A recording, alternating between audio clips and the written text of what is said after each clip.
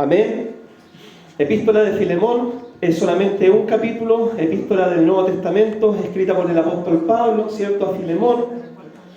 Queda, ¿cierto? La epístola de Filemón, ahí en las epístolas de Pablo, después de Tito, ¿cierto? Timoteo, Tito, Filemón.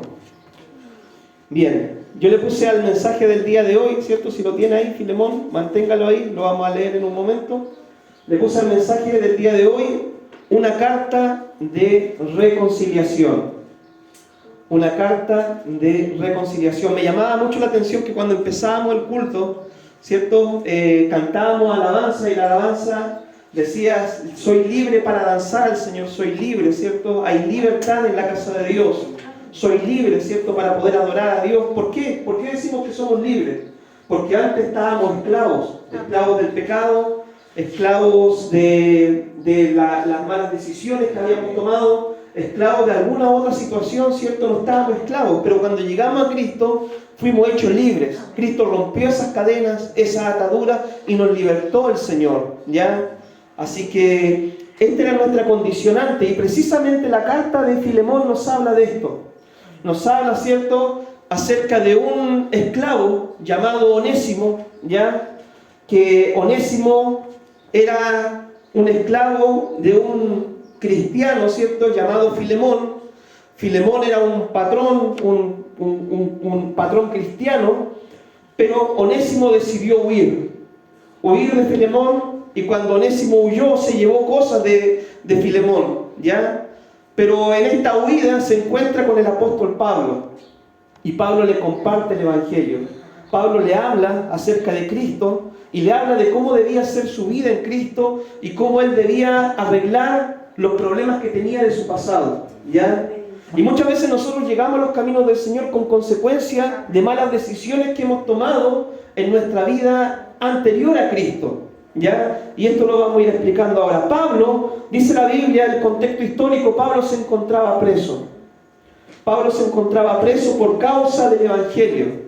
Pablo, ¿cierto?, era una persona que mucha parte de su ministerio lo pasó preso, pero no preso por haber hecho algo malo, no preso por haber hecho cosas indebidas, sino preso por causa de predicar la palabra, de predicar el verdadero Evangelio, ¿ya? Y Pablo en sus prisiones, ¿cierto?, durante su encarcelamiento, le predicó y le compartió el Evangelio a Onésimo. Onésimo, ¿cierto?, era este esclavo que había huido de Filemón. Y Pablo le habla del Evangelio, le comparte el Evangelio y engendra, por así decirlo, en el Evangelio a Onésimo.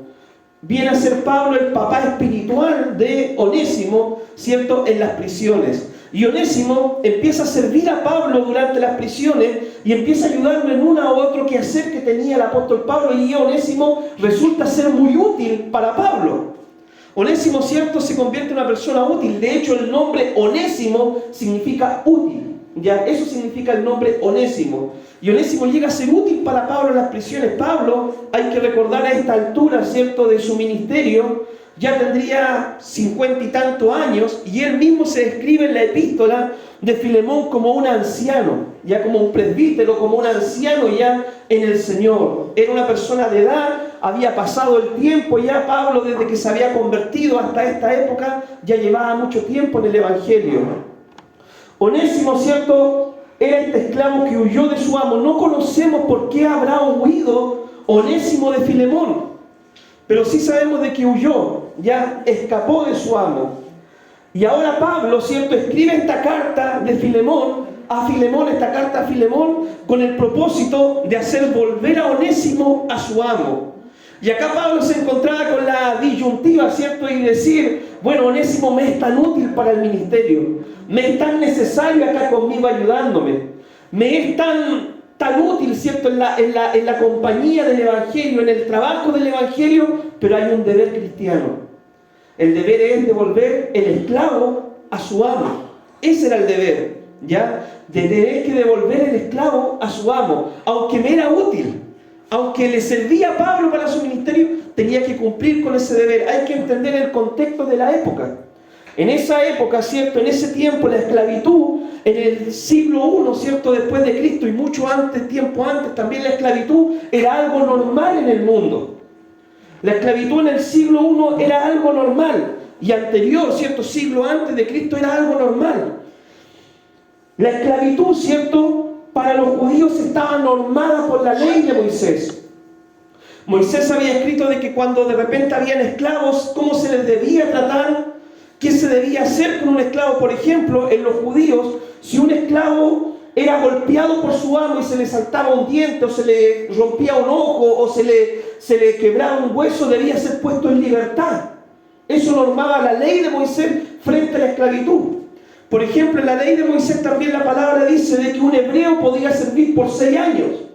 Ya y en el año de jubileo debería salir libre el esclavo, si era hebreo. Pero si era extranjero podía quedar hasta en posesión, ¿cierto?, para los descendientes y parientes.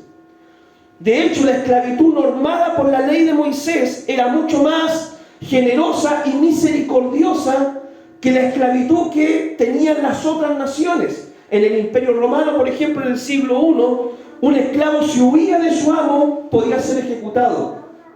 Si, por ejemplo, un esclavo mataba a un amo, todos los esclavos de la finca debían ser muertos. Podían ser muertos. ¿Por qué? Porque se creía de que todos habían conspirado contra su amo o no le habían advertido.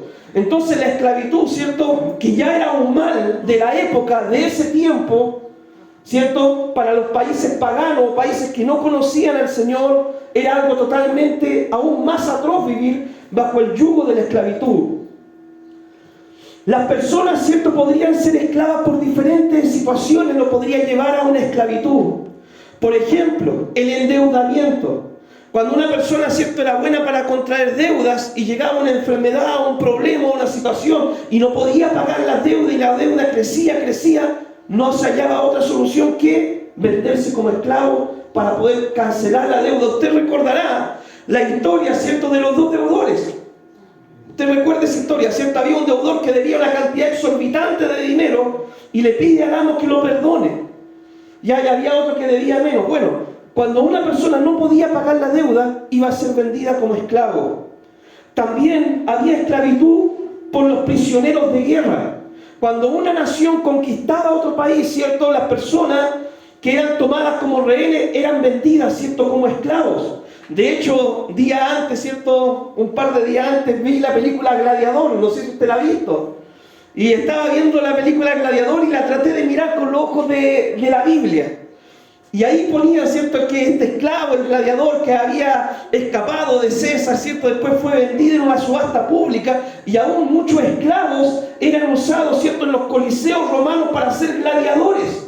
Es decir, personas que compraban para ir a morir para un espectáculo público. Otros trabajaban en fincas y en diferentes lugares, pero ser prisionero de guerra, ¿cierto?, te convertía también en un esclavo del país que te conquistaba. Otros eran esclavos porque nacían bajo esclavitud. Es decir, muchas veces el amo decía, bueno, ustedes 2, estos esclavos se van a juntar, nacían hijos, y como nacían de padres esclavos, los hijos nacían bajo esclavitud. Y otros eran esclavos por herencia. Moría el jefe, ¿cierto?, pero después venía el hijo, los sucesores, y seguían, ¿cierto?, manteniendo este círculo vicioso de la esclavitud. Es interesante, hermano, notar que la Biblia, ¿cierto?, cuando habla de la esclavitud, no habla en contra, ni tampoco habla a favor, sino que respeta la época en que fue escrito. Por ejemplo, hay muchas cosas en la Biblia que nosotros debemos entenderlas de acuerdo al contexto histórico. Por ejemplo, si uno lee la Biblia no prohíbe la pena de muerte. Pero eso, ¿cierto?, en la mayoría de las naciones está prohibido actualmente. Cuando uno lee la Biblia no habla en contra ni a favor de la esclavitud, aunque dice si procuras ser libre, procúralo más, ¿cierto?, como algo más favorable, porque la Biblia respeta la época en que fue escrito. Por ejemplo, la Biblia habla de que las personas antiguamente, ¿cierto?, tenían que vestirse con pudor y modestia, y eso, ¿qué equivalía para el pueblo judío o las personas de la época? Andar como los musulmanes, ¿cierto?, andar con esas faldas largas, esas túnicas y todo, andar tapados quizás. ¿Pero por qué? Porque la Biblia responde y habla a una época específica de la historia de la humanidad. Y hay muchas cosas en la Biblia que nosotros debemos entender en el contexto histórico de la Biblia, ¿ya? En el contexto donde ocurre la historia, la situación histórica. Por ejemplo, la Biblia, ¿cierto? Nosotros debemos hacer lo que la Biblia dice y cumplir con lo que la palabra dice, ¿verdad? Pero la Biblia dice de que antiguamente la gente andaba en camellos, andaba en mulos.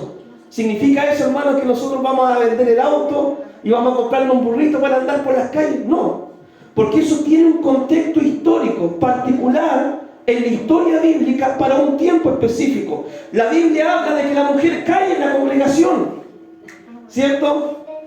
Y la mujer no se le permitía hablar en la congregación. ¿Por qué? Porque en el contexto histórico la mujer, ¿cierto?, era vista, ¿cierto?, como una propiedad del varón. Pero en esta época, en este tiempo, entendiendo la Biblia en su contexto y entendiendo el principio bíblico que hay detrás de los mandatos bíblicos, entendemos que hay cosas que ya quedaron totalmente obsoletas. La esclavitud, por ejemplo. ¿Quién puede pensar en su sano juicio que en la actualidad, ¿cierto?, haya que haber esclavitud? ¿Quién podría estar a favor de la esclavitud en este tiempo? ¿Quién podría estar a favor, ¿cierto?, de discriminar a la mujer o relegarla a un segundo, tercero o cuarto lugar en la sociedad? A los niños, de no tomarlo en cuenta, siendo que hoy lo que más se fomenta, ¿cierto?, es la igualdad entre el hombre y la mujer, porque entendemos el principio que hay detrás, que el hombre y la mujer son creados a imagen de Dios, que los niños, de ellos es el reino de los cielos, que todas las personas somos iguales, por eso ya no hay esclavitud. Pero en el contexto histórico, ¿cierto?, se hablaba de estas cosas. Y Pablo, imagínense, Pablo hubiera escrito en su epístola: Filemón, tienes que perdonar a Onésimo, y todo queda abolido porque la esclavitud, ¿cierto?, no es de Dios. En el contexto histórico a Pablo lo hubieran matado antes de tiempo. Hay un contexto histórico y Pablo respeta ese contexto histórico. Ya la revelación va progresando con el paso del tiempo. La revelación es progresiva. Mientras uno más conoce a Dios, más entiende a Dios, más comprende a Dios, uno va a poder entender mejor el camino del Señor. ¿Ya? Bien, a lo largo de la historia, muchas personas lucharon contra la esclavitud y aún ha habido cristianos. Uno de los más famosos fue Juan Wesley, que luchó en contra de la esclavitud. Un cristiano, ¿cierto?, el padre de la iglesia metodista, un párroco anglicano, ¿cierto?, un ministro anglicano, luchó en contra de la esclavitud. Los mismos cristianos hablando en contra de la esclavitud. ¿Ya? ¿Por qué? Porque entendemos el principio que está detrás. La Biblia tiene un contexto histórico, se respeta, pero se debe interpretar de la forma correcta. Y en la actualidad, hermano, aún lamentablemente se dan casos de esclavitud. En la actualidad, por ejemplo, no sé si usted ha escuchado lo que es la trata de personas. Cuando muchas veces, ¿cierto?, secuestran niños, jóvenes, jovencitas, para venderlos, ¿cierto? Y muchas veces, aún en el tema para usarlos, ¿cierto?, como instrumento para promover el pecado sexual. Hay países, por ejemplo, donde se contrata mano de obra de niños, ¿cierto?, donde se le paga $1 quizá al día o menos de eso, y donde se le hace hacer trabajo forzado a causa de comida. O muchas veces quizá ustedes han escuchado, ¿cierto?, situaciones que se dan de vez en cuando donde descubren de que tenían, no sé, muchas personas trabajando de forma forzosa, reteniéndole las visas o reteniéndole los papeles, ¿cierto?, para que las personas no pudieran huir.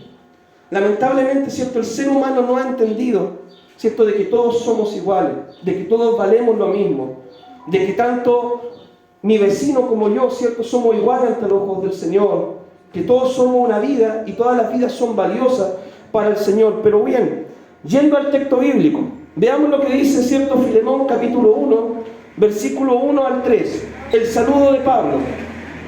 Dice: Pablo, prisionero de Jesucristo, y el hermano Timoteo, al amado Filemón, colaborador nuestro, y a la amada hermana Apia, y a Arquipo, nuestro compañero de milicia, y a la iglesia que está en tu casa. Gracia y paz a vosotros de Dios nuestro Padre y del Señor Jesucristo. Pablo, ¿cierto?, se identifica como prisionero de Cristo. Junto a él está Timoteo. ¿Quién era Timoteo? Timoteo fue el hijo espiritual de Pablo. Pablo, en sus viajes misioneros, conoce a este joven Timoteo, haya cualidades en él para el ministerio, y Timoteo se convierte en ese tiempo en el compañero fiel de milicia de Pablo, de un mismo sentir en la causa del Evangelio. Pablo depositaba plena confianza en Timoteo para que él ejerciera el ministerio bajo su autoridad, ¿ya? Y Pablo y Timoteo escriben esta carta que va dirigida a Filemón. Filemón es un miembro de la iglesia de Colosas, ¿ya? De Colosas, un miembro de la iglesia, un miembro pudiente porque tenía esclavos. Esclavo, ¿cierto? Era Onésimo, que había huido. Dice que la carta también va dirigida a Apia, ¿cierto? A Filemón, a Apia y a Arquipo. ¿Quién es Apia y Arquipo?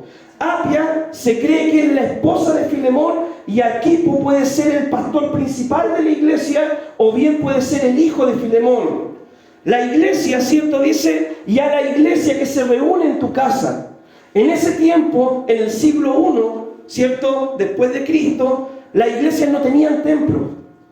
No habían casas de oración como las tenemos nosotros hoy en día. Los templos nacen en la iglesia en el siglo III después de Cristo. En el siglo I las iglesias se congregaban en las casas, en los hogares. Cuando Dios derrama el Espíritu Santo, ¿dónde estaban reunidos ellos? En el aposento alto. En la casa, ¿cierto? Y se cree que era la casa de Juan Marcos, ¿cierto? O de la mamá de Marcos, que estaban ahí reunidos en un aposento alto. No es que eran congregaciones tampoco ni tan pequeñas, pero tampoco eran tan numerosas. Dice de que cuando Dios derrama de su Espíritu habían 120 reunidos aproximadamente. Entonces una iglesia en casa de una persona adinerada podía quizás reunir una cantidad de personas importante en su casa. Ya 120 personas, 100 personas, 80, bueno, no sé. Pero en el siglo III recién se empiezan a construir los templos. Ahora Pablo le habla y le dice: Filemón, esta carta va para ti, para Apia, para Arquipo y para la iglesia que está en tu casa, porque ellos conocían la situación que se estaba viviendo. Pablo le dice: gracia y paz, es decir, el favor de Dios, la gracia, el favor de Dios y paz, el shalom de Dios, es decir, la bendición de Dios. Te deseo gracia y te deseo la bendición de Dios. ¿Cierto? Es la bendición con la que Pablo siempre bendice en sus cartas a aquellos que van a ser sus receptores. Gracia y paz a vosotros de Dios nuestro Padre y del Señor Jesucristo. Veamos el versículo 4, ¿ya? 4 al 7. Oración de Pablo por Filemón. Dice: doy gracias a mi Dios siempre, haciendo siempre memoria de ti en mis oraciones, porque oigo del amor y la fe que tienes hacia el Señor Jesús y para con todos los santos, para que la participación de tu fe sea eficaz en el conocimiento de todo el bien que está en vosotros por Cristo Jesús. Pues tenemos gran gozo y consolación en tu amor, porque por ti, oh hermano, han sido confortados los corazones de los santos. Pablo oraba por Filemón. Pablo dice: doy siempre gracias a ti delante de Dios por tu vida. Y yo le pregunto: ¿usted ora por su hermano? En su oración personal, ¿oramos los unos por los otros? O de repente cuando oramos decimos: Señor, bendice a la iglesia. Amén. En general. Es interesante notar de que Pablo, no solamente en esta vez, sino en muchas oportunidades, él decía: yo te nombro en mis oraciones, yo oro por ti en mis oraciones, yo te tengo en mis oraciones de noche y de día.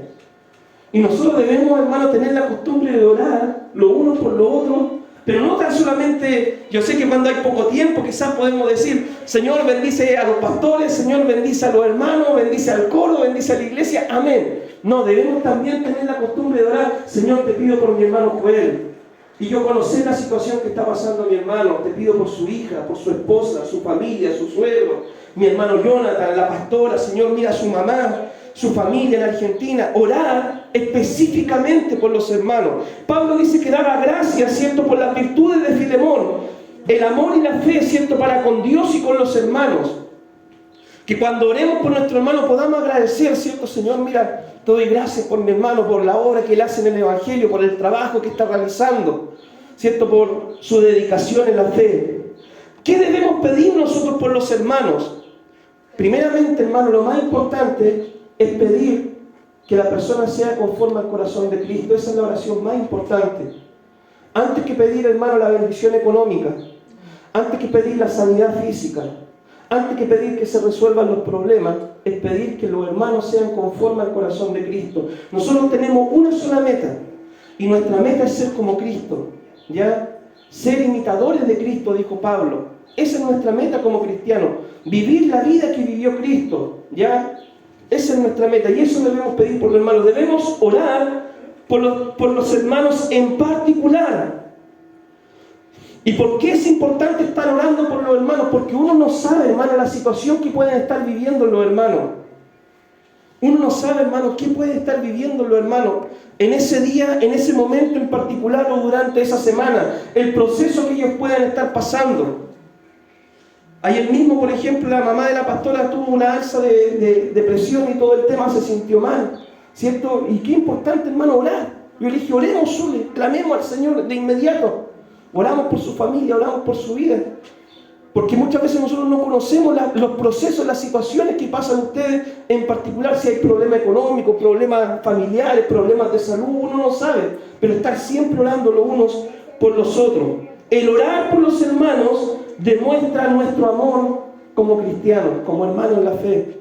Cuando yo oro por mi hermano, ¿cómo decía el corito antiguo? No puedes tú orar si estás enojado con tu hermano. ¿Sí o no? ¿Cómo puedes tú orar enojado con tu hermano? Dios no escucha la oración si estás enojado, pero cuando tú oras por tu hermano significa que no estás enojado con tu hermano. A no ser que tú digas, Señor, yo quiero que le mande un rayo de bendición, Señor. ¿Ya? No, pero nosotros no oramos así. Nosotros, Señor, bendice a mi hermano, Señor, ayúdalo. Señor, que mi hermano crezca, que mi hermano madure, que mi hermano aprenda más de la palabra, que los problemas que tienen se resuelvan. Ese es nuestro tipo de oración por los hermanos. No un Señor te lo lleva y te lo mando, ¿cierto? O te lo mando. No, oramos para bendecir a los hermanos. Bien, veamos los versículos 8 en adelante. 8 y 9. La súplica de Pablo por Filemón dice, Pablo, ¿cierto? Hablando a Filemón, por lo cual, aunque tengo mucha libertad en Cristo para mandarte lo que conviene, más bien te ruego por amor, siendo como soy, Pablo ya anciano, y ahora además prisionero de Jesucristo. Pablo, hermano, como apóstol y como padre espiritual, no solo de Filemón, sino también de Onésimo, tenía toda la libertad para poder mandarle. ¿Cierto? ¿Acaso usted no dice en su casa a su hijo, hijo, tienes que hacer esto? ¿Y por qué mamá? Porque yo soy la mamá y soy la que mando. ¿Cierto? Muchas veces nosotros recurrimos a ese argumento, ¿cierto?, de la autoridad. Yo soy la mamá y acá se hace lo que yo mando porque yo soy la mamá. O yo soy el papá y se hace lo que yo mando porque yo soy el papá. Pablo era padre espiritual de Filemón y de Onésimo. Y él dice, aunque tengo mucha libertad en Cristo para mandarte, lo que debes hacer como pastor, como apóstol, ¿cierto? Pablo, como un hombre anciano, ya como un hombre maduro en la fe, como un hombre que no era un recién convertido ni un recién aparecido, sino un hombre que llevaba tiempo en el Evangelio, plantando iglesia, un hombre maduro en la fe, le dice, yo puedo mandarte, pero voy a apelar a tu voluntariedad, voy a hablar a tu corazón, voy a hablar a tu vida, ¿cierto? Porque yo quiero que lo que tú hagas no sea algo impositivo, no lo hagas regañadiente ni lo hagas murmurando, sino que nazca de corazón sincero, de tu voluntad, ¿ya? Pablo apela a la voluntariedad. Y es muy interesante, ¿cierto?, notar de que aún Dios mismo apela a nuestra voluntariedad. Dios, siendo Señor, siendo nuestro amo, siendo nuestro dueño, siendo nuestro todo, apela a tu voluntariedad. Aunque Dios tiene mucha libertad para ordenarte y obligarte a hacer cosas, Dios te da un libre albedrío para escoger tus propias decisiones. Dios te dice, mira hijo, yo quiero que hagas esto, yo quiero que hagas esto otro, yo quiero que vayas para allá, que vengas para acá, pero Dios apela a tu voluntariedad, apela a tu corazón, a tu libre albedrío para que tú lo obedezcas. Cuando Dios crió al hombre en el huerto del Edén, le dijo, mira Adán y Eva, todo esto es para que ustedes disfruten, solamente te pido que de ese árbol no comas. Dios pudo haberlo obligado, ¿cierto?, a no comer del árbol.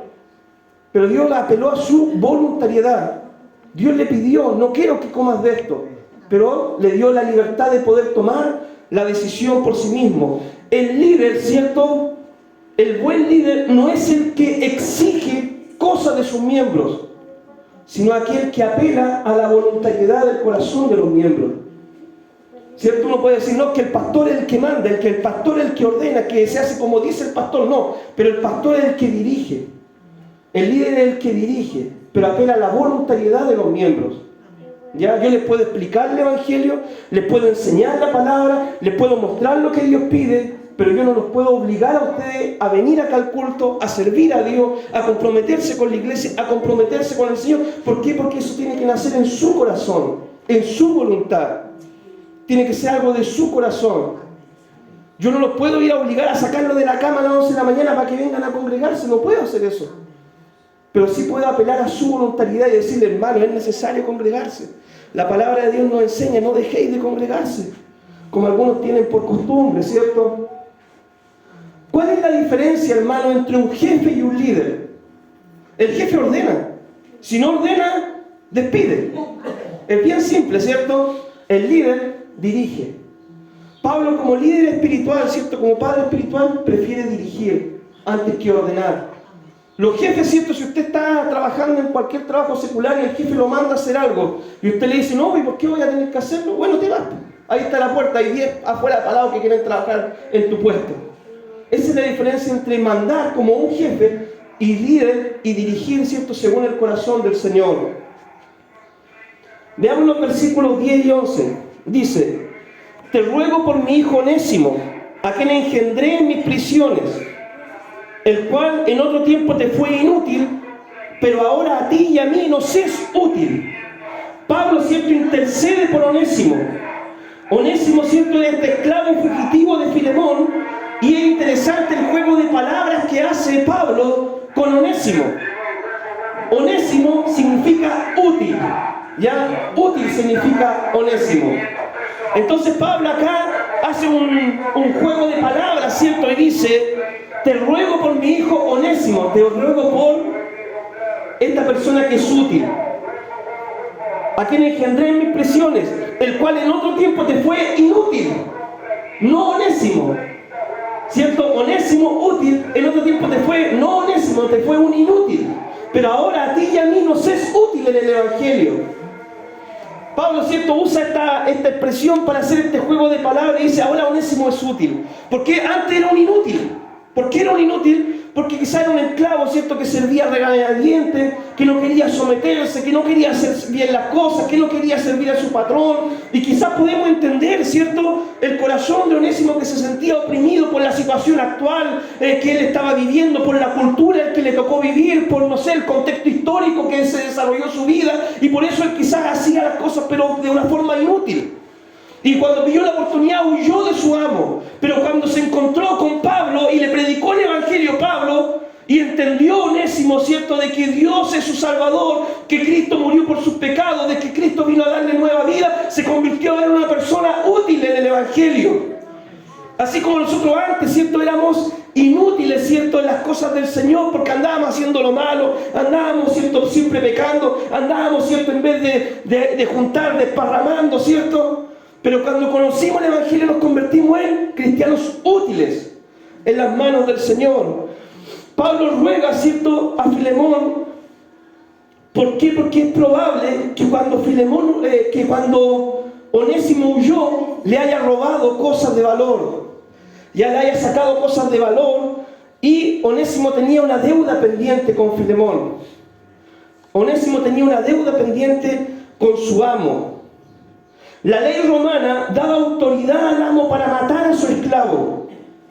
Onésimo se convirtió ahora en alguien útil para el Evangelio. Pero la pregunta es la siguiente: si Dios perdona nuestros pecados, si Dios perdona todos nuestros pecados el día que nosotros creímos, ¿debemos nosotros restituir el daño que hemos hecho? Esa es la pregunta. Nosotros antes de conocer a Cristo éramos personas inútiles. Hicimos muchas cosas malas. Fuimos inútiles con nuestra propia vida. Fuimos inútiles para los demás. Hemos dañado a gente. Pero el día que conocimos a Cristo, Cristo nos dio una nueva vida, una nueva identidad. Borró nuestros pecados, nos limpió con su sangre. Vinimos a ser útiles. Pero eso no nos libra de las consecuencias de nuestro pasado, del daño que pudimos hacer en nuestro pasado, de las malas decisiones que tomamos en nuestro pasado. Por ejemplo, había el caso de una persona que había fumado toda su vida, llegó a los caminos del Señor, se convirtió, Dios lo perdonó, pero pasaron un par de años y la persona se enfermó de cáncer a los pulmones. Y la persona puede decir, ¿y por qué, Señor, si tú me perdonaste? Si tú me lavaste con tu sangre. Y claro que sí, Dios te perdonó y te lavó con su sangre, pero eso no te libra de las malas decisiones que tomaste en tu vida pasada. El pecado está perdonado, pero muchas veces somos presos de las consecuencias de nuestras malas decisiones. Cuando una persona en la cárcel se convierte al Señor, no queda en libertad de inmediato porque dice, yo ahora me convertí en el Señor, me pongo tenis y corbata y ahora salgo a predicar a las calles, así que ábrame la puerta, por favor, gendarme. No pasa eso. La persona se convierte, Dios la perdona, le da nueva vida, una nueva identidad, un nuevo propósito en la vida, pero tiene que seguir cumpliendo sus años preso hasta que se cumpla su condena. ¿Ya? Y muchas veces nosotros podemos acarrear consecuencias de nuestro pasado. Personas que hemos herido, personas que hemos lastimado, que no le hemos pedido perdón, malas decisiones en nuestro cuerpo, ¿cierto? Vicios, drogas, adicciones que pueden destruir nuestro cuerpo, y por más que le pidamos perdón a Dios ahora, vamos a tener que vivir las decisiones que tomamos en nuestra vida pasada. Ya el pecado está borrado, pero las consecuencias muchas veces continúan. Cuando David pecó y miró a esa mujer y la deseó y la codició, ¿cierto? Y todo el tema, pecó David. ¿Dios lo perdonó a David? Claro que sí, pero David tuvo que vivir una vida de consecuencias por esa mala decisión. ¿Ya? Por eso, hermano, cuán importante es que podamos tomar buenas decisiones en la vida. Somos, hermanos, presos de las decisiones y deberemos vivir las consecuencias de las decisiones que tomemos. Hoy, las decisiones que tomemos hoy van a repercutir en el día de mañana. ¿Ya? Muchas veces uno conversa con los hermanos y les dice, hermano, mira, esto no te conviene, hermano. No te conviene. No te conviene. Y ahí va, ¿cierto? Y hace lo que uno le dice, no lo haga. Y después pasa el tiempo y uno tiene que vivir las consecuencias de su mala decisión. ¿Ya? Porque Dios apela a la voluntariedad, no a la obligación. ¿Ya? Entonces, si le he fallado a alguien, ¿debo pedir perdón solamente a Dios o también a la persona involucrada? A ambos. Amén, mi hermano Pablo. ¿Cierto? Onésimo tenía el perdón de Dios. Estaba preso, ¿cierto? Junto con Pablo, quizás le servía a Pablo en su encarcelamiento, y Pablo le predicó y esas cadenas de pecado fueron rotas. Y Onésimo quedó libre, ¿cierto? Y sentía la paz de Dios y el gozo de Dios. Y Pablo le dijo, sí, Onésimo, pero mira, tú tienes una cuentecita pendiente, Onésimo. Y esa cuentecita tienes que arreglarla. Tú tienes que volver a Filemón y ponerte bajo su sujeción y ver qué es lo que va a hacer él. ¿Ya? Pablo, ¿por qué le dice esto a Onésimo? Porque Pablo podía ser acusado de estar promoviendo una rebelión de esclavos, que los esclavos, ¿cierto?, con el evangelio se sublevaran contra sus amos en el Imperio Romano, donde mucha parte de la cantidad del Imperio Romano era esclava. Y si esto llegaba a los oídos de César o de los diputados de la época, ¿cierto?, de las personas que dirigían, el evangelio iba a sufrir repercusiones, ¿cierto?, por una mala decisión. Esto podía tomarse, ¿cierto?, como que Pablo quería aprovecharse de la situación y, bueno, sacar ventaja, ¿cierto?, para su propio propósito, ¿cierto?, y no hacer las cosas de forma correcta, o podía traer mal testimonio al evangelio. No, mira, Pablo retiene a los esclavos, ¿cierto?, y no los devuelve a su amo, a quienes les pertenecen. Entonces Pablo toma la decisión de enviar nuevamente a Onésimo a Filemón. Bien, veamos los versículos 12 al 14, dice: el cual vuelvo a enviarte, tú pues recíbele como a mí mismo. Yo quisiera retenerle conmigo para que en lugar tuyo me sirviese en mis prisiones por el evangelio, pero nada quise hacer sin tu consentimiento, para que tu favor no fuese como de necesidad, sino voluntario. Pablo se quería quedar con Onésimo para que le ayudara en el ministerio, pero sabía que lo correcto era primero resolver aquel problema con Filemón. Pablo podía ser acusado, ¿cierto?, de retener esclavos ajenos, también de dar mal testimonio, por no devolver el esclavo a su amo. Por eso toma esta decisión. Quizá una decisión difícil, compleja, quizá una decisión de que no iba Pablo a saltar de felicidad y de gozo, ¿cierto?, por haberla tomado. Quizá una decisión que diga, esto me cuesta, pero esto es lo correcto. Pero Pablo toma la decisión correcta. Y envía, ¿cierto?, nuevamente Onésimo a Filemón. Debemos cuidar, ¿cierto?, nuestro testimonio como cristianos. No debemos hacer lo que mejor nos parezca, sino debemos hacer lo que Dios nos manda en la palabra. No debemos hacer lo que mejor nos parezca a nosotros, sino lo que Dios nos manda y ordena en la palabra. Vaya a comprar, te dan un vuelto de más, no tenéis plata. Una bendición, dicen algunos. No, hermano, una tentación. Lo correcto es, aunque no tenga para comer, devuelvo lo que no es mío. Eso es lo correcto. Te falta celular. Vais caminando, un celular bota una bendición de Dios. Y justo para esta época, ¿cierto?, de Navidad, para empezar bien el año. Y lo tomáis, ¿cierto?, le sacáis el chip nomás ahí. Total, bueno, una bendición de Dios. Yo no tenía. Dios me lo puso ahí delante. Está ahí. Si no lo tomabas, ¿qué? Una tentación, hermano. Lo correcto es devolver eso. Tiene un dueño. Hay que devolverlo a su dueño. Entonces, ¿puedes en la vida, hermano, tomar decisiones que te vayan a repercutir en contra tuyo? Claro que sí. Claro que sí.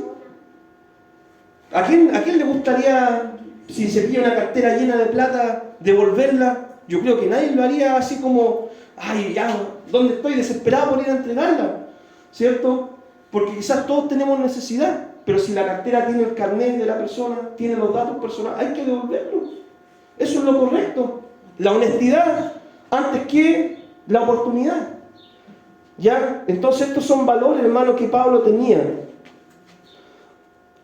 Hay decisiones, ¿cierto?, que no parecen ser las más productivas, pero son decisiones bíblicas, basadas en la palabra. Cuando nosotros tomamos decisiones basadas en la palabra, vamos a ser bendecidos realmente por el Señor, porque si no tenemos para el día de hoy, Dios mañana sí va a proveer. Procesemos bien las cosas hoy. Bien, versículos 15 al 25. Porque quizás para esto se apartó de ti por algún tiempo, para que le recibieses para siempre, ya no como un esclavo, sino más que esclavo, como un hermano amado, mayormente para mí, pero cuanto más para ti, tanto en la carne como en el Señor. Así que si me tienes por compañero, recíbele como a mí mismo. Si en algo te dañó o te debe, ponlo a mi cuenta. Yo, Pablo, lo escribo de mi propia mano, yo lo pagaré. Por no decirte que aún mismo te me debes también a mí. Si, hermano, tenga yo algún provecho de ti en el Señor, conforta mi corazón en el Señor. Te escribo confiando en tu obediencia, sabiendo que harás aún más de lo que yo te digo. Prepárame también alojamiento, porque espero que por vuestras oraciones os seré concedido. Te saludan Epafras, mi compañero de prisiones por Cristo Jesús, Marcos, Aristarco, Demas, Lucas, mis colaboradores. La gracia de nuestro Señor Jesucristo sea con todos, con vuestro espíritu. Amén. Pablo, ¿cierto?, muestra su amor por Onésimo y le promete aún pagar la deuda que él debía. ¿Cierto? Esto es amor, hermano. Pablo quizás no tenía ni un parentesco con él sanguíneo. Era un esclavo, quizás él podía decir una persona inferior a mí en la sociedad. Pablo era ciudadano romano. Onésimo era un simple esclavo. Y él dice, pero si algo Onésimo debe, yo lo voy a pagar. Esto es amor. Yo voy a pagar la deuda de Onésimo. Solo le pide a Filemón que lo reciba, ¿cierto?, como un compañero en la fe, como a él mismo, ¿cierto? Ahora Onésimo era una persona útil en el Evangelio. Pablo también le dice que va a visitar a Filemón.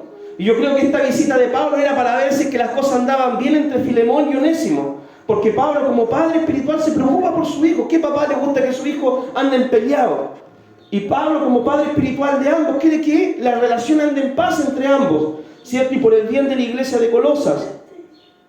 Pablo se despide, ¿cierto?, nombrando a todos sus colaboradores, ¿cierto? Nombra ahí Epafras, Aristarco, Demas, Marcos, Lucas, ¿cierto? Gente que siempre estuvo con Pablo durante su ministerio. ¿Qué nos enseña esta epístola, hermano, de Filemón? Esta breve carta del Nuevo Testamento, la más pequeña, ¿cierto?, de las cartas del Nuevo Testamento, una de las más pequeñas, la otra es Judas, ¿cierto? ¿Qué nos enseña esta epístola? Nosotros éramos como Filemón. Nosotros éramos, como Onésimo. Nosotros éramos como Onésimo. ¿Ya? Habíamos huido de nuestro Dios y de nuestro dueño, de nuestro Señor.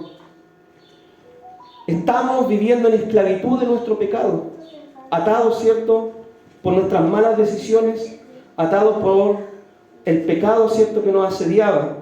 Pero un día, gracias al Señor, oímos el Evangelio. Y esas cadenas, ¿cierto?, de esclavitud se rompieron. Y somos libres, ¿cierto?, para servir al Señor el día de hoy.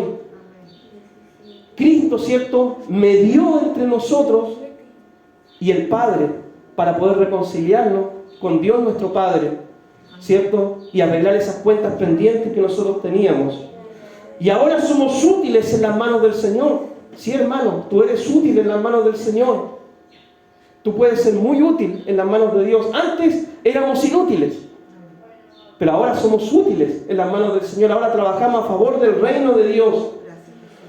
Cuando volvimos al Padre, ¿cierto?, tuvimos que abrir nuestro corazón, pedir perdón por nuestros pecados. Tuvimos que arreglar esas cuentas que nosotros teníamos pendientes con Dios. Cuando volvimos a Dios y nos encontramos con Él, debimos pedirle perdón y arrepentirnos de nuestros pecados y reconciliarnos con Dios. Y el Padre, ¿cierto?, nos recibe nuevamente como sus hijos en su casa. ¿Ya? Este es el Evangelio, hermano, en la epístola de Filemón. ¿Ya? Antes éramos esclavos, destituidos, ¿cierto?, de la gloria de Dios, ajenos, ¿cierto?, al Señor, pero fuimos reconciliados con nuestro Padre por los méritos de Jesucristo. Y ahora somos útiles. Y como somos útiles, nuestra tarea ahora es poder predicar el Evangelio a otros onésimos que están afuera, que están viviendo una vida inútil, ¿cierto?, sin propósito, una vida con despropósito, para que puedan ser ahora personas útiles y vuelvan a los caminos del Señor. Como Pablo predicó en sus prisiones, así nosotros debemos predicar el Evangelio en cualquier situación que nos encontremos.